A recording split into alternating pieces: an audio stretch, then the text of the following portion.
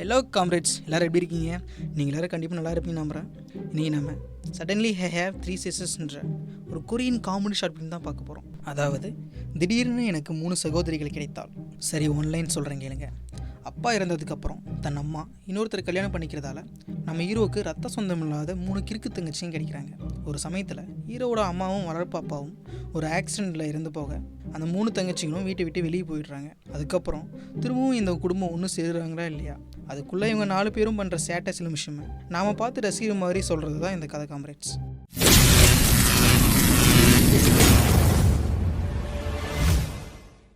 நீங்கள் பார்த்துருக்கிறது Miller voice over and நான் உங்கள் மில்லர். இந்த சேனலை இது வரைக்கும் சப்ஸ்கிரைப் பண்ணாமல் இருந்தீங்கன்னா சப்ஸ்கிரைப் பண்ணுங்கள். மறக்காமல் பெல் ஐக்கனை கிளிக் பண்ணுங்கள். சோஷியல் மீடியாவில் ஃபாலோ பண்ணாமல் இருந்தீங்கன்னா ஃபாலோ பண்ணிக்கோங்க. இனி நாம் ஸ்ட்ரெயிட்டாக கதைக்குள்ளே போவோம்.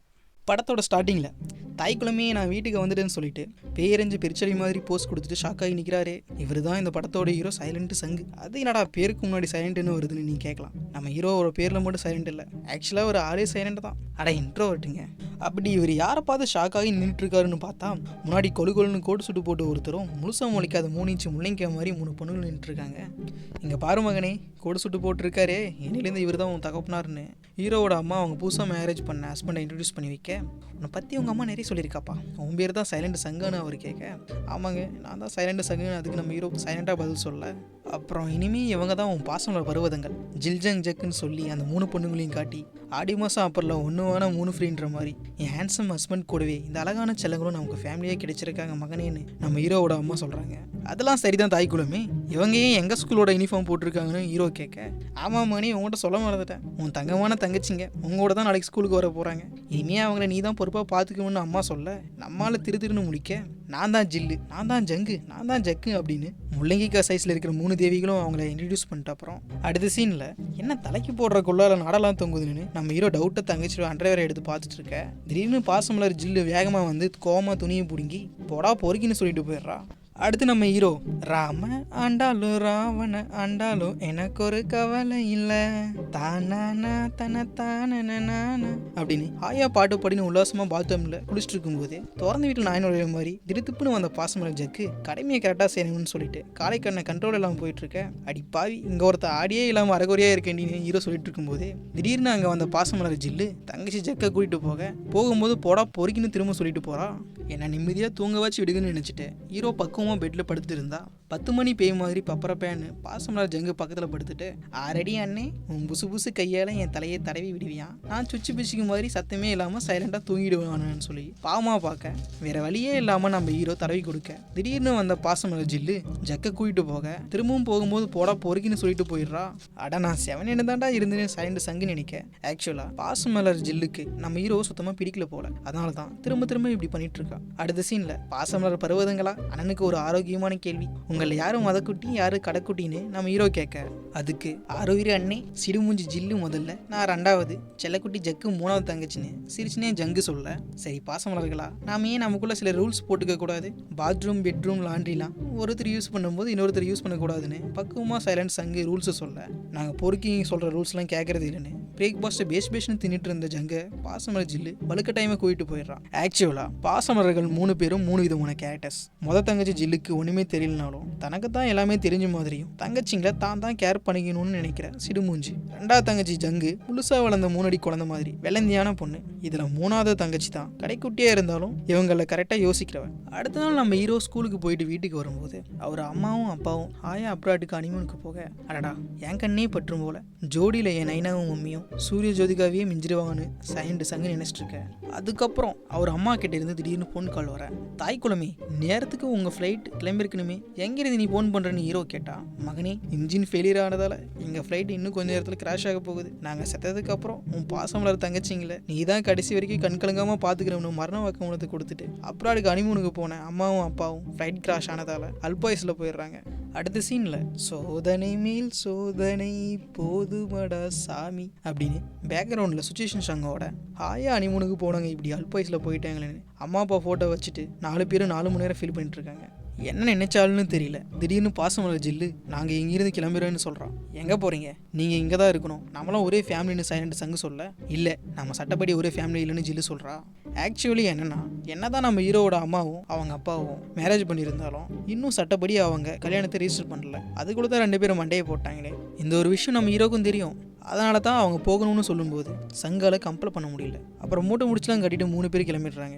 என்னத்தான் ஜில்லுக்கு நம்ம ஹீரோவை பிடிக்கலனாலும் பாசமல்ல ஜங்கும் ஜக்கும் சங்க கூட பிறந்த அண்ணனை தான் பார்க்குறாங்க. அடுத்த சீனில் எங்கே போகிறதுன்னு தெரியாமல் உல்லாசமாக இருக்குன்னு நினச்சிட்டு 3 பேரும் ஊருக்கு நடுவில் இருக்கிற பார்க்கில் டேரா போட 6 மணி ஆனதால் பச்சை புள்ள ஜங்குக்கு பசி எடுத்துருது. அந்த நேரத்தில் அவங்க 2 பேத்துக்கு சம்மந்தமே இல்லாமல் ஜக்கு யாருக்கும் மெசேஜ் பண்ணிட்டுருக்கா. வயிறு கடமுடான்னு சத்தம் போட்டதால் பசியை கண்ட்ரோல் பண்ண முடியாத பாசமல்ல ஜங்கு பக்கத்தில் பள்ளி பண்ணு தின்ற மாதிரி பரிதாபமாக இருக்கிறவங்கிட்ட போய் பாவமாக அவன் வச்சிருக்க பண்ணை மோப்பம் முடிச்சு ஒரு வழியாக அந்த பரிதாபமான பள்ளிக்கிட்ட இருந்து பண்ணை பிடுங்கி வந்து பாசமல்ல ஜங்கும் ஜக்கும் பகிர்ந்து சாப்பிட்றாங்க.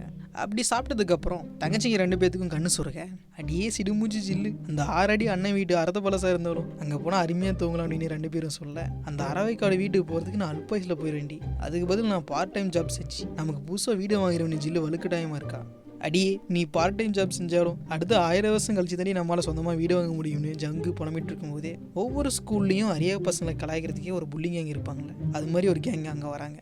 இங்கே பாடுறா பால்வாடி ஸ்கூல் போகிற பிள்ளைங்கலாம் வீட்டில் வச்சுட்டு பார்க்கில் வந்து பதுங்கியிருக்காங்க போகிறேன்னு அந்த கேங்கில் இருக்கிற பொண்ணு கலாய்க்க, நாங்கள் ஒன்றும் பால்வாடி ஸ்கூல் போகிற பிள்ளைங்கள இல்லை, வீட்டில் கோஷ்டம் வரல, நாங்கள் பருவதமலை நோக்கி பயணம் மேற்கொள்கிறோன்னு பாசமலர் ஜங்கு பச்சையாக புலக.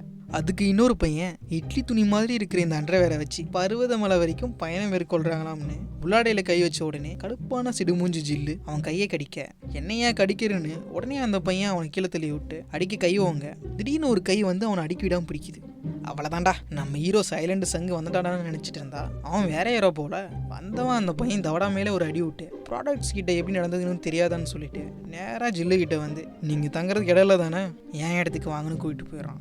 சரி, இப்போவாச்சு பாசமலர்கள் ஒரு சேஃபான இடத்துக்கு போகிறான்னு நம்ம பார்த்தா கடைசியில் இவங்க 4 பேரும் ஒரே கேங் தான் போல. ஆக்சுவலாக இவங்களை கூட்டிகிட்டு வந்து ப்ராசஷன் பண்ணி பணம் சம்பாதிக்கணுன்றது தான் இந்த கேங்கோட ஐடியா போல். அடி பாவீங்களா, இதுக்கு மூடிட்டு நீங்கள் வீட்லேயே இருந்துக்கலாம்னு நான் நினைக்க. உடனே கடைக்குட்டி ஜக்கு அவங்க கிட்ட டைம் எவ்வளோன்னு கேட்குறான். 11 மணி ஆச்சு, ஏன் டைம் கிட்ட தான் ஜல்சா பண்ணுவேன்னு திரும்பவும் அந்த பொண்ணு ஜக்கை கலாச்சிட்டு இருக்கும்போது அடிவான அந்த பையன் பாஸ் நமக்கு கெஸ்ட் வந்திருக்காங்கன்னு சொல்ல, உடனே செல்ல கூட்டிங்களா உங்களை யாரும் நம்ம ஃபஸ்ட்டு கெஸ்ட்டை சந்தோஷப்படுத்த போகிறாங்கன்னு பாசமலர்கள் கிட்ட கேங் லீடர் போக பாசமலர்கள் 3 பேரும் ஒருத்தர் விடாமல் பிடிச்சிக்கிறாங்க. ஆனால் சிறுமுஞ்சி ஜில்லு அந்த கேங் லீடர் கையை பிடிச்சி கூட்டிகிட்டு போக இதில் ஒருத்தர் மாஸ்க்கு போட்டுட்டு வந்து நிற்கிறாரு. யாரா நீ இந்த பொண்ணுங்களை காப்பாற்ற வந்திருக்கியான்னு கேங் லீடர் சண்டைக்கு நிற்க மாஸ்க்கு போட்டவன் மர்கியா சாலான்னு கேங் லீடருக்கு கரண்ட் மிஷினால் ஷாக் கொடுத்து சாய வச்சிடறான். அடுத்து நேராக பாசமலர்கள் கிட்ட போனவன் மாஸ்க்கு கலனா தான் தெரியுது நம்ம சைலண்ட் சங்கு தன் தங்கச்சியில் காப்பாற்றுறதுக்கு தலைவன் சைலண்ட் சங்கில் இருந்து சவுண்டு சங்காக மாட்டான் போல.